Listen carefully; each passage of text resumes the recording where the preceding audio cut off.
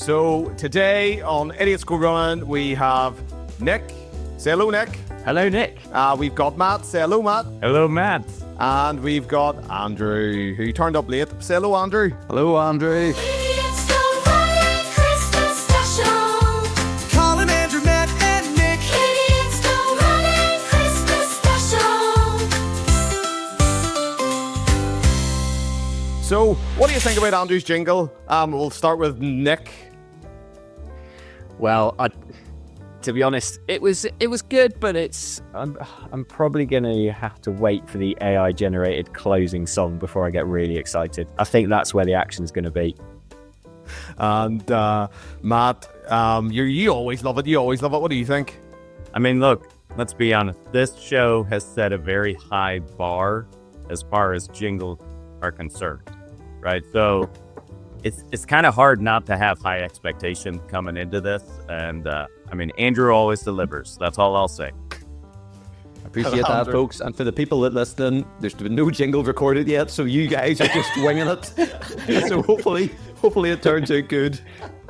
Andrew, you're not supposed to say that. That's what we do all the time. We say Andrew's got a jingle. Andrew will sort us out, and you never let us down, Andrew. There's a first time for everything. And equally, we're recording this in August in true, TV style. There's actually 30 degrees outside. 153 sleeps to Christmas, guys. And so I suppose like the Jules Holland show, they get away with it every year. So why don't we? Matt, do you get Jules Holland in America? Probably not. No, I'm nodding my head like an idiot. But then again, it's video now, so that's new. Yep, people can see you. Yeah. No, I'm not familiar. Why don't you share with us what that is for our American listeners and those who might not be familiar? Well, I suppose Nick, you're the best to probably explain stuff, because if I go down a rabbit hole, goodness knows where we'll end up. Can you explain Jules Holland, Nick? Okay, so actually, Jules Holland is New Year's Eve. Well, that's kind of, it's pre-recorded. Right. Okay, it's a pre-recorded show. They do a whole countdown for Big Ben on the show, but obviously it's recorded months in advance. But they pretend it's Christmas, New Year's, some I don't know what C-list celebrities, some good music. But Jules Holland is he's a bit of a music legend. Yeah. I would say maybe not for all the right reasons. I don't know. But yeah, an interesting, quite an English thing, I would say. That. Yeah. Did you say English? Yeah, and So I don't know if many people still watch it, but I remember every year he used to bring on Matt. It could only be described. You love your music, Matt. You love your karaoke. It could be described as like a tramp who plays the guitar, and he's dressed in he just looks like they've pulled him off the street and he can play a guitar. What's his name, Nick? I'm sure you know. Is C6 Steve? C6 Steve. If you get a chance, Matt, Google C6 Steve, and that will kind of round up what Jules Holland is all about.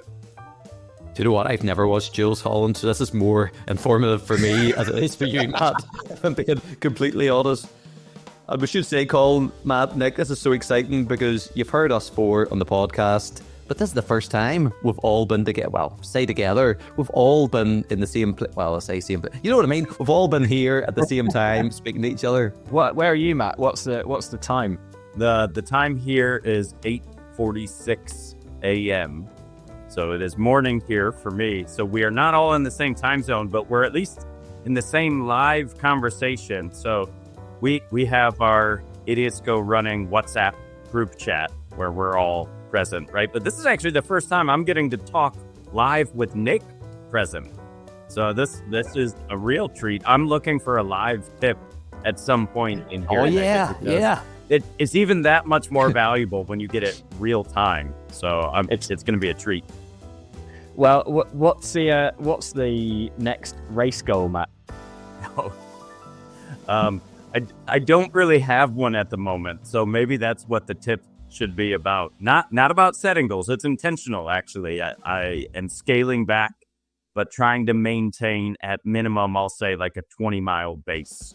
So that way, if if any of you were to show up at my doorstep tomorrow and say, "Hey, you want to do a marathon?" I'll be ready. So that's the goal. There's not a race currently in front of me, but maintaining fitness without a goal can be a challenge, and it's one that I want to prove to myself that I can do, because often I've said I need a rate in order to ensure that I'm staying on track. And gonna see how I do without a race. Yeah, and Matt, I would watch what you say when you say you're worried about people turning up on your doorstep for a 20-mile run. That's going to be Andrew. Andrew, the amount of times he turned up on my doorstep for a 20-mile run, and I'm just getting out of bed. Matt, you would not believe. Matt, if I turn up at your doorstep tomorrow morning, it'll be, Matt, Starbucks, gingerbread latte, Hano chocolate, let's go. That's what you're expecting. Let's go for a rest day. That's what would happen if Andrew showed up at my door. And by the 100%. way, it would likely be a Marvel marathon, right? Different type of marathon. But yeah, it would just be back-to-back-to-back Marvel movies, I'm guessing, Andrew. Oh, no, that's not the kind of... I was thinking Marvel Marathon. I was thinking, what's this? Is it going to be like a different character every mile or something? And you mean just watching it, right? You see? By the way, I have done one of those. At Disneyland, it was the Avengers half marathon. They don't do marathons at Disneyland, if I'm not mistaken. So that's in California. And it was literally every mile there was a different Marvel character, very believable looking costumed actor dressed up that you could get your picture taken with.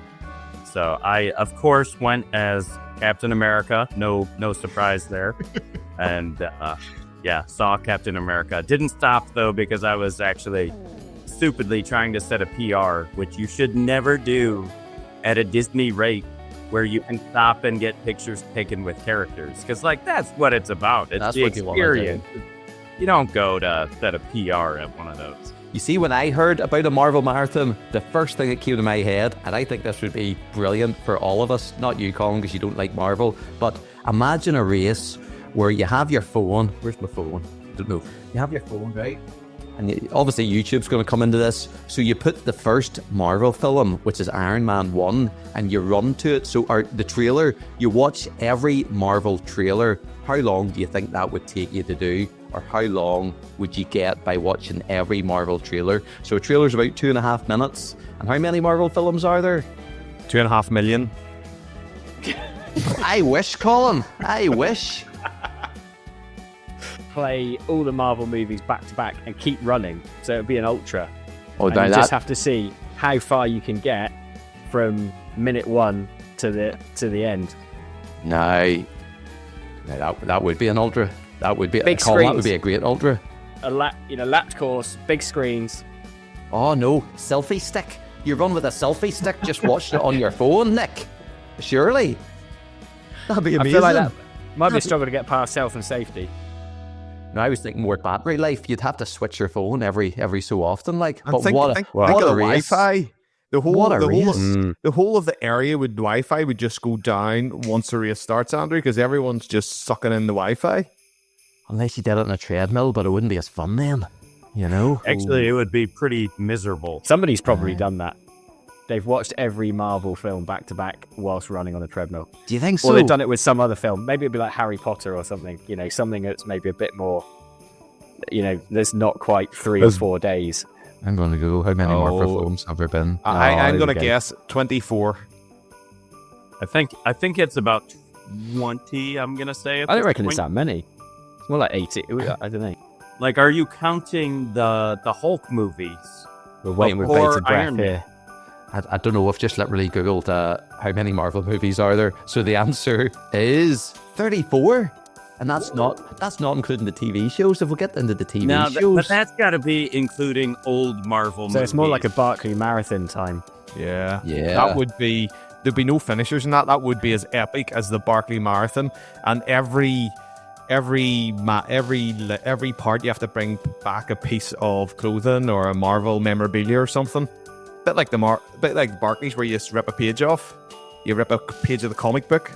I got Matt's. I still haven't got Matt. I don't know where Matt's gone. Is he good on your screen? Yeah, he's awesome on our screen as ever. What? I don't know why my phone doesn't seem to like him. What does that button do? I don't even know. I've pressed a button now. Hang on. I'm better at running than I am at tech. If you're better at tech, you're going to be flipping Bill Gates.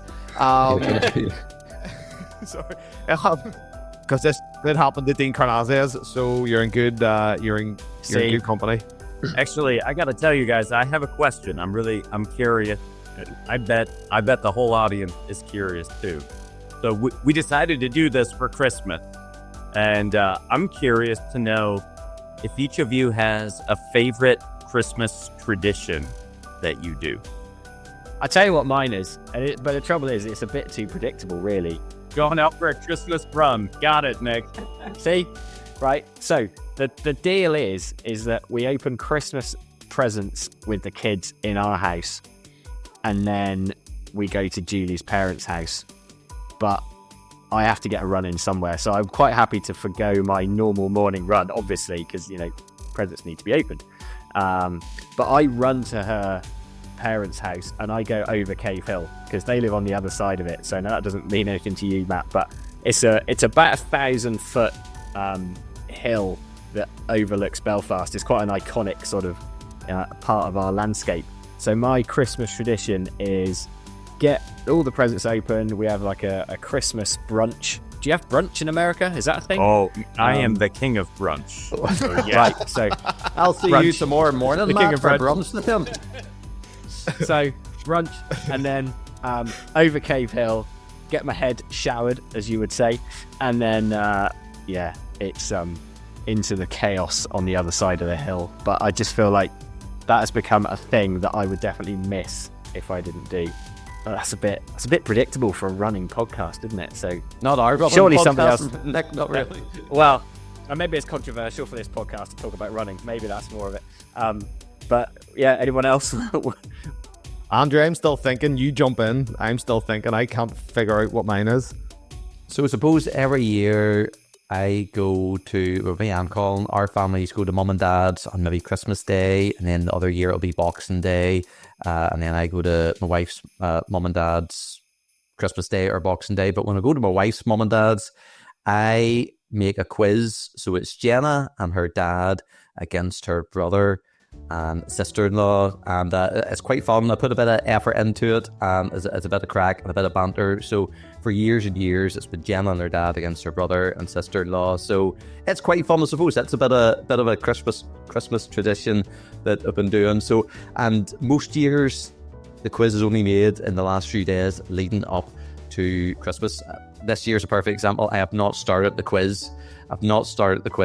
And I should say, one of the best quiz rounds, and it's actually propping up my computer so I can show you. So I got this idea last year from a mate, and it's really good. Now I'm going to go wonky here because this is holding up.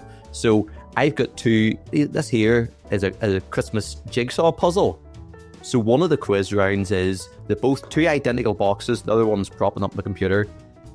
And they just have to finish this jigsaw. What is it? A 50-piece jigsaw as quick as possible. And you see, as far as banter, it is an amazing quiz round because you've never seen two sets of people be more competitive. I add in like, oh, there's one team doing really well. You need to step it up. Who's going to lose? Who's going to win? And just I really amp it up. So that's a fun quiz round. And if you've got any other quiz round ideas, please let me know because I like fun, weird, different quiz rounds. So I suppose that's my wee tradition I would do each year. So being the AI fan that you are, Andrew, you might appreciate this. So I am a big ChatGPT user. And the version of ChatGPT that I have allows you to do a live conversation with ChatGPT. So not just talking and then you wait for the response, but you can do a live conversation. So what we've discovered is actually creating a live trivia game with ChatGPT where you have teams, you give ChatGPT what it is that you'd like the trivia to cover, and then you can even tell ChatGPT to be sarcastic in its responses and to, make puns about Christmas as it responds to tell you who was correct or anything like that. It's hilarious. The kids ask to do it almost every day, and I'm like, guys, we can't do it every day. Matt, I have to Well, jump in and say, I like the sound of that. could we I have do a like quick the sound of that. demonstration of it live on the podcast? Well, I don't know if we're that prepared, but let me see. Wow. This sounds like a round that I will be implementing this year. That sounds like a lot of Implementing or fun. completely stealing from Matt, Andrew? All completely ripping off. So this is on the Chat GPT app, and you see the thing that looks like black with white lines on it. That's for a live conversation. So let me just try this. Not planned at all, but here we go.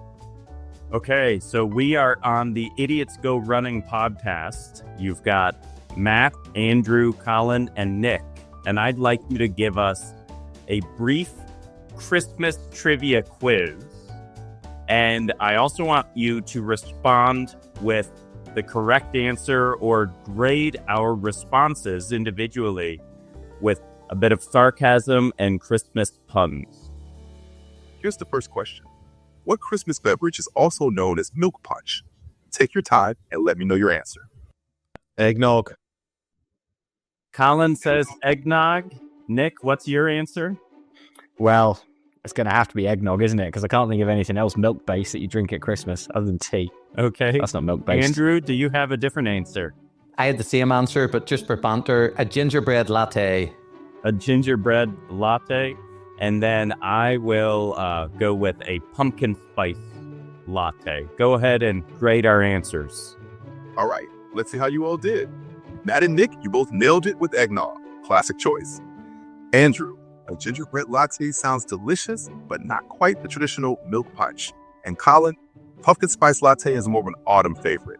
So congrats to Matt and Nick for getting it right. Look at that. It gave me credit for Colin's correct answer. I'll take it. I'll take it. Thank you. And let's do one more question, but don't forget, you're supposed to be grading us with a bit of sarcasm and using some Christmas puns. Go ahead. Got it. I'll make sure to add some extra cheer. Here's the next question. What popular Christmas plant is known for its bright red and green leaves? Let me know your answers, and I'll have some festive feedback ready. All right. Can I go first? Nick, Can I go first? Do I have to give the real answer? Whatever answer you Nick, wish. give whatever answer you would like. Go ahead. I think it's a poinsettia. Poinsettia. Nick says in America we pronounce that as poinsettia just for fun. Andrew, you have an answer? Fir tree. Fir tree. Colin. Blackcurrant jelly. Black currant jelly was Colin's answer, and my answer, this is Matt speaking, I will agree with Nick on poinsettia. Okay, go ahead. All right, let's grade these with some holiday cheer. Nick and Matt, you both poinsettiaed the right answer.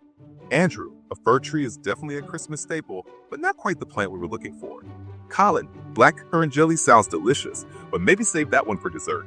Great job, everyone. So you get the idea. I will be testing that out because I've got the same feature and I went into it there to the live camera. That's a whole conversation for another time. The things that can do, it's just been released. It is crazy. Matt, thank you so we haven't even got to your Christmas tradition, but more importantly, or no, just as important, you've given me a fantastic quiz idea. And for everyone else listening at home, try it on Christmas Day.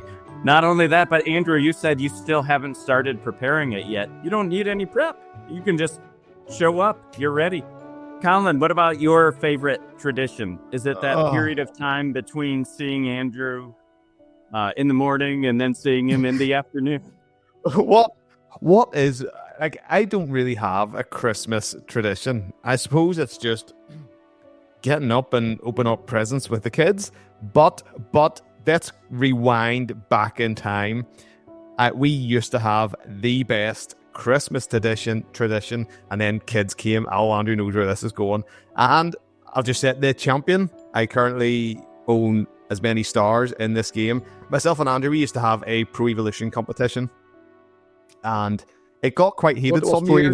What's Pro Evolution, Colin? Pro Evolution Soccer. So I think, Andrew, what was it? PlayStation 2 or 3, and we played Pro Evolution Soccer. We created our own teams, used the world's best players. They were all in the team, Sergio Aguero used to torture Andrew every Christmas Day, and we had to stop it, Andrew, didn't we? Because it kind of took over Christmas Day, didn't it?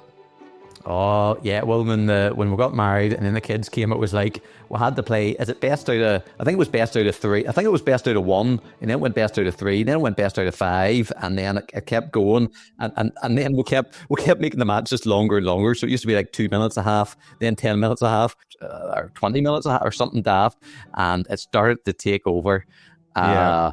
And then there was the year where Andrew was 1 goal up in the deciding game and decided to play it across his back four for the last 10 minutes of the game, to the point where my blood was raising. And we had Zach at this stage. I believe I may have thrown the controller, kicked Zach's changing bag, and stormed out of the room on Christmas Day, but I'm not competitive. He's not competitive. He just has a short fuse. Yeah, I was building for 10 minutes, but that's been my favourite Christmas tradition we've ever had. We had some fun. It was good. It was good fun. It was good fun. And Matt, what about yourself?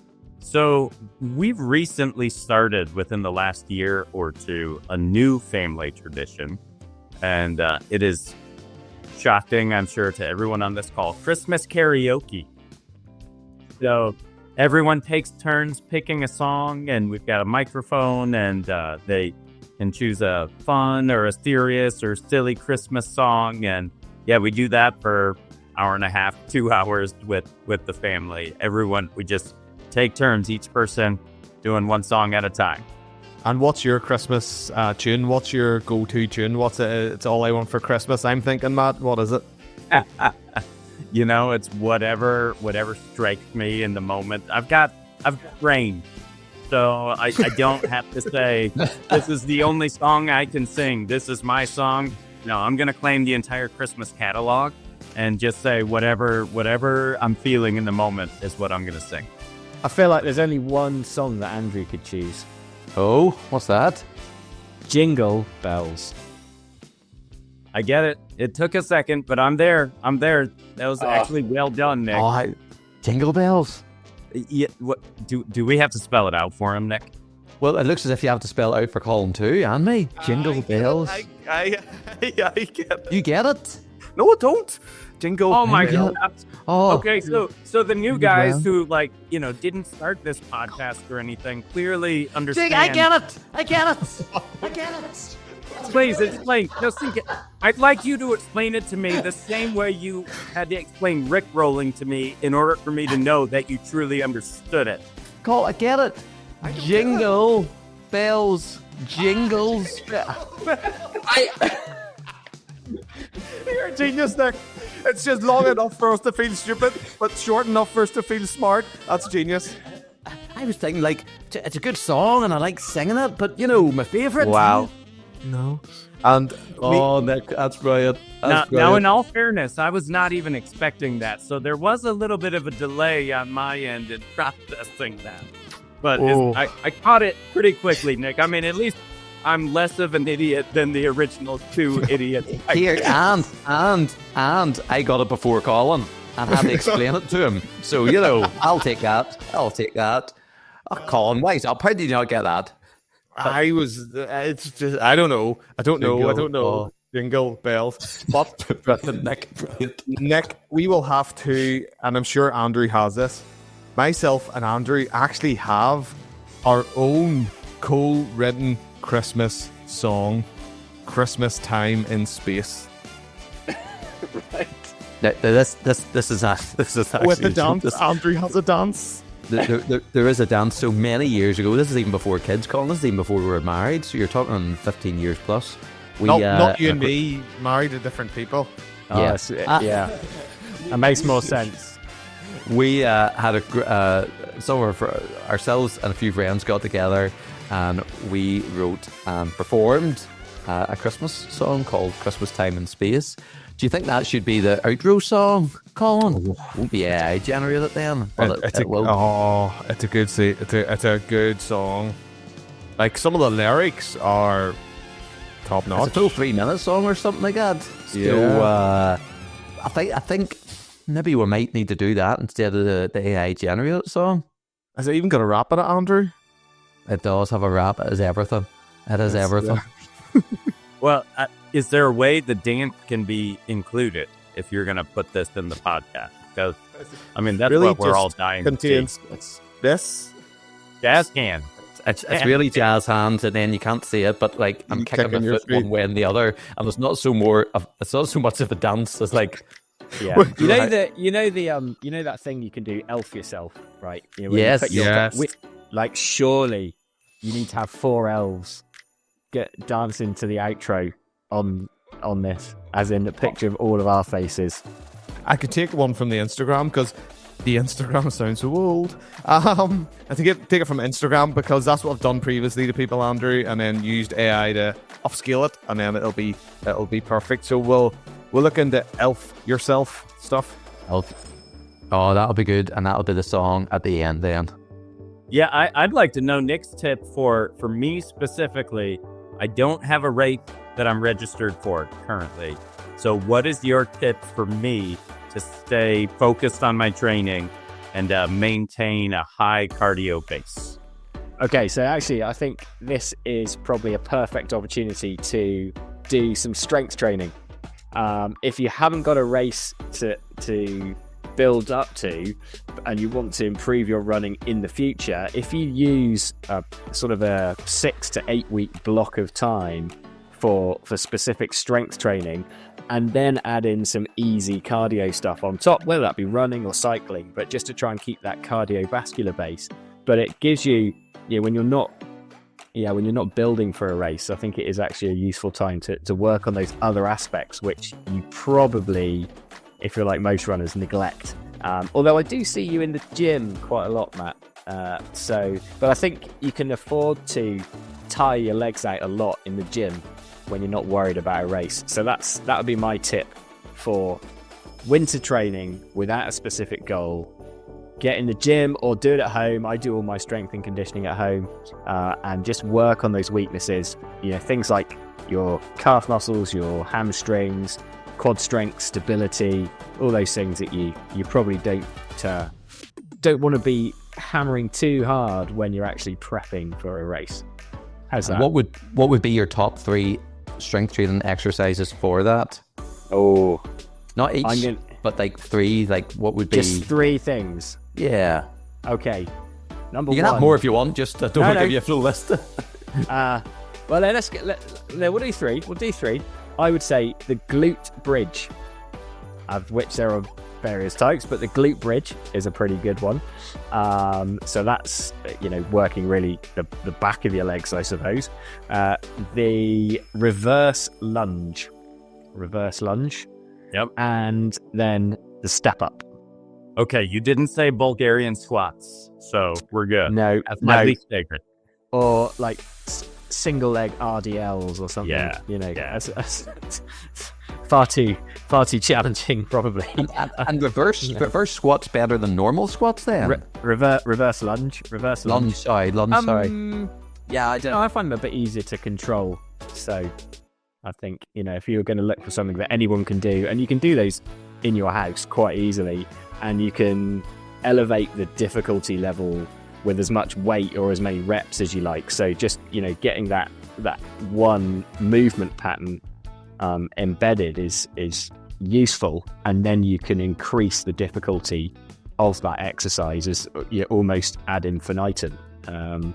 So those are probably my 3 kind of run specific. We could be here all day talking about strength and conditioning, but those are 3 good ones to start with. Super, thank you. Class. And so you've touched on, Nick, the strength training. So after strength training, you need protein. Christmas dinner, what's your top 3 protein sort of inputs to your body? Top 3 protein on a Christmas dinner plate. Protein. Are you asking me now, or is this? Yeah. Okay. Really? No, Christmas dinner is not about looking at protein or carbs or calories, or it's just. Let's just say, what's your favorite way to fuel at Christmas dinner? Regardless of how much protein, carbs, anything nutritious. I think it's just you just have to fit in as much as possible. Yeah. Like, Bulk up. it's like, yeah. So, and then spend the next 3 days not eating anything because you know, I don't know, you maybe overcooked it. And also, cheese boards. Like, nobody goes for the cheese boards because they're all too full afterwards. Surely, I don't know how it is. That's what I find anyway. I used to love a cheese board with, you know, the jams and jellies you get with it. I used to love a cheese board, and then I stopped eating dairy, and now the vegan cheese just tastes like vegan turd. But Have you tasted vegan turd before? It's my follow-up question to that. well, it's vegan, Andrew. It's just what vegan food tastes like. And Matt, barefoot shoes or no shoes? For running is the question. Well, I was really sort of thinking about strength training. Okay, I was gonna say because I know that was a big fad for a while in running. I don't support that personally, but for training, if I'm in the gym, always shoes. But when I'm at home, it's usually barefoot. Yeah, just thinking for balance and stuff, like in the gym, the sort of whatever you've got Sponginess. underneath you. Well, you don't want any of that though. For balance, you need to be as close to the ground as possible. So that's where the barefoot, thin-soled kind of shoes really come in there. So Right. because any foam just destabilizes you. I've got these foam pads. If you try and do bodyweight exercises, and you put a foam pad under your foot, and it kind of it destabilizes the whole thing. So that's a bit like wearing a spongy trainer. So if you're looking at trying to improve your stability, then thin-soled barefoot style shoes are a good shout. Yeah. I really need to get some sort of shoes for my wee gym beside me, because I walk out in the slippers and my bare feet, right? And I know you say stability works, but see bare feet on an assault bike, and you know it has all the wee spikes in the pedals. That's sore, but you kind of get used to it after time. Then you had about sort of 15 minutes on the assault bike, and it really starts to hurt your feet. So I'm thinking I need to get shoes. No, I mean I was thinking really just sort of floor exercises and stuff like that. Not assault bike. Not clipping pedals on a bike, no. With bare feet. No. Colin, Just you asked Nick about Christmas dinner. I want to hear from everybody else. What do you look forward to at Christmas dinner, aside from eating as much as you possibly can? Easy for me.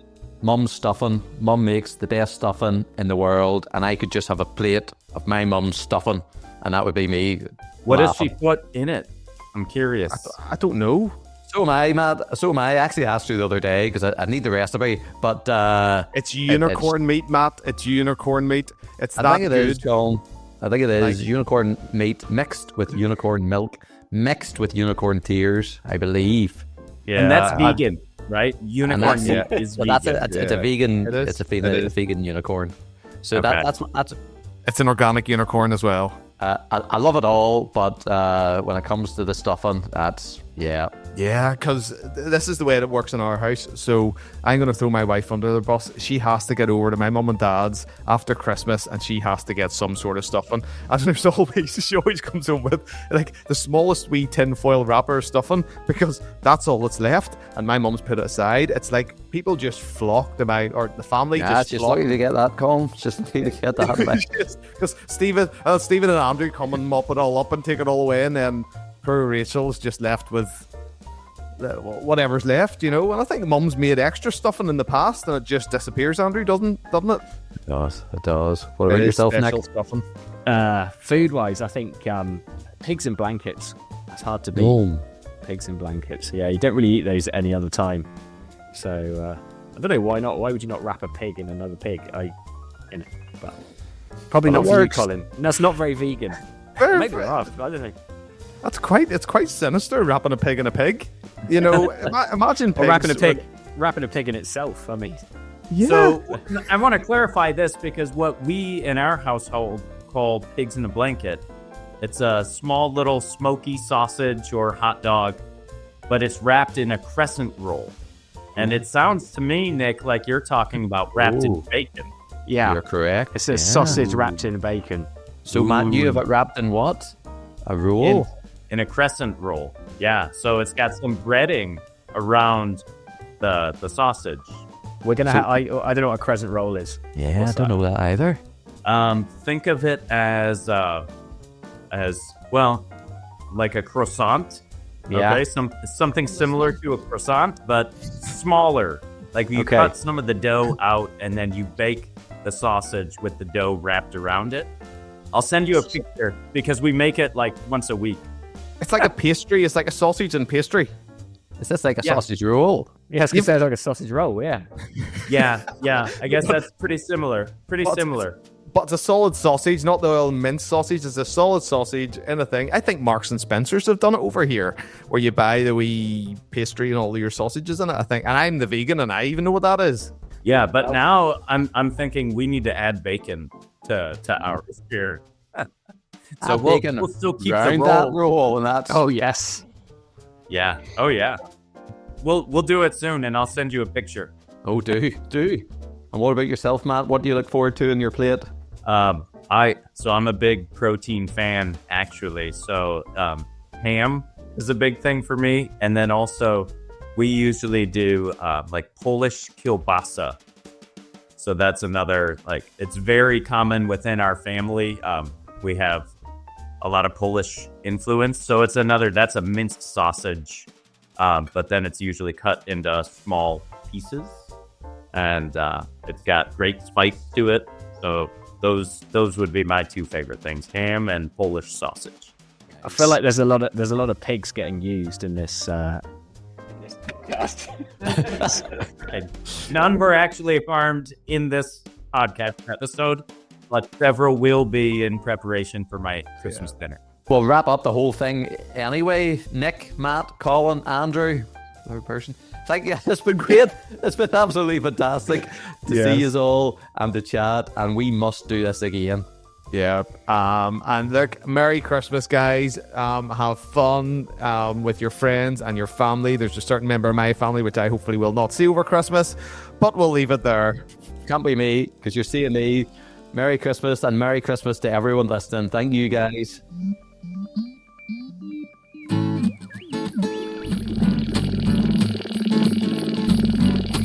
Hey, look up there! It's Santa and his spaceship! This year, Christmas moved to space. To the expansion of the human race. This year, Christmas moved to space. To the expansion of the human race. Rudolph couldn't stick the pace. So Santa bought a spaceship. Rudolph in the driving seat. Driving up and down every space street. Rudolph in the driving seat. Driving up and down every space street. Eating lots of tasty treats. Like carrots.